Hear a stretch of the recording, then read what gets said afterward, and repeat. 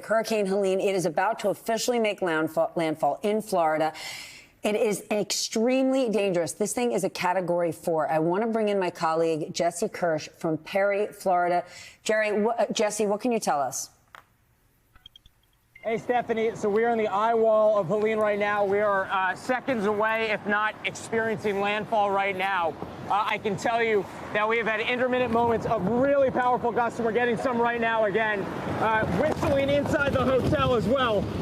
Okay, this is some of the strong, and I want to point out, I don't know if you can even see it off in the distance, but there are cars out here. I can tell you first responders have been saying at 45-mile-per-hour winds, they were not going to be on the roads anymore. So anyone who is out here, presumably not a first responder, and should not be out on the roads. These winds are really picking up right now. We got some debris flying. We're going back inside. Guys, we're going to head back in. Stay with us, Stephanie, if you want. We're going to head back in right now. There's some debris that's flying now. We're getting back inside. The eye is going to be coming to us any moment now. All right, Jesse, you get back inside. Be safe. Go. Stephanie, I don't know if you can still hear me. Are you still with us? I can't see you, but I can hear you, Jesse. So give us some more info. Okay, yep. We just locked the door. Okay. You just lost the what? Okay. We're good. We're inside. No, we just had to get that door locked. That's what we're dealing with. That is incredibly powerful. Okay, we're good. Smell some gas from outside. Okay, we're okay. Our team's good. If you're still with us, Stephanie, we're good. We're with you. Just again, there are cars out there. They should not be out there. Hold on, those cars out there. Category 4 hurricane. Are people in those cars? Yeah. They were moving, and I'm seeing a vehicle backing up right now. There are people driving on the roads, and I can tell you that they had asked for mandatory evacuations here in Taylor County. The sheriff had told me earlier he thought about 10,000 of the 20,000 people here had not heeded those warnings, including potentially around 200 people who live in coastal low-lying areas where the storm surge could be reaching 20 feet.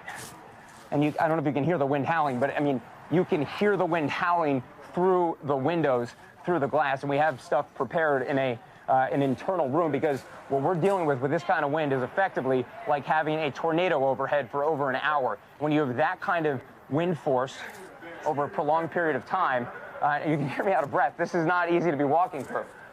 If you have wind like that for a prolonged period of time, that can weaken structures. And just going back to about the coastal areas, it's about 200 people, the sheriff says, he estimates as many as 200 people who may not have evacuated from coastal areas where the storm surge could be getting up to 20 feet. That is unfathomable. And I can tell you that officials here told people bluntly, with their warnings about evacuations, they asked people who were not going to evacuate from Taylor County that they should be writing their name, their date of birth, and other information about themselves on their body in permanent marker so that they could be identified after this storm. That is what we're dealing with here. And again, I'm still seeing vehicles out there on the road. Something seems to have a flickering light, so I'm hoping that might be a first responder of some kind. But there are definitely people who have chosen, it seems, to stay in these communities, which we often talk about in these storms. And the headlines that we have in the days after can often be quite grim. But I can tell you right now, as we're waiting for landfall, and again, it might have come through. I'm going to check my phone because I've been texting with our climate team. We are, this is now the third hurricane I've covered in a matter of weeks.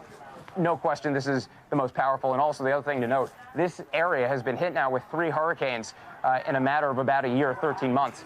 And this one is demonstrably stronger. And that's one of the things that I'm picking up from talking to people out here is they've seen storms before. This is a different kind of storm, and this is not something to be playing around with in terms of deciding whether or not to evacuate. So hopefully many people heeded those warnings. We'll send it back to you in New York there. Did you speak to people today who said, we're just going to stay put, we don't think it's going to be so bad?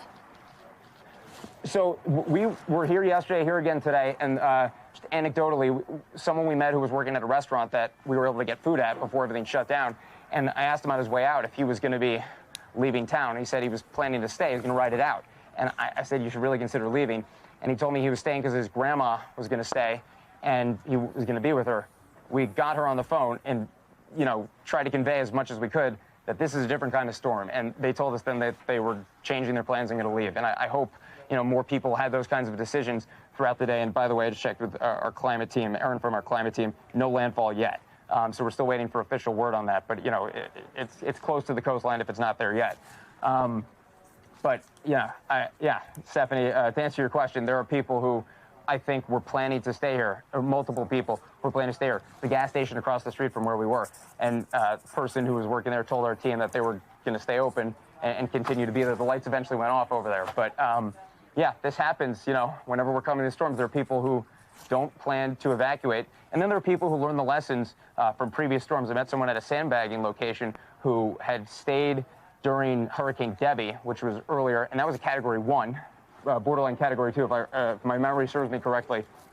But that was a much weaker storm in terms of wind strength, and that scared that man enough that he decided he was leaving town this time and never going to take chances again. Hopefully more people had experiences like that.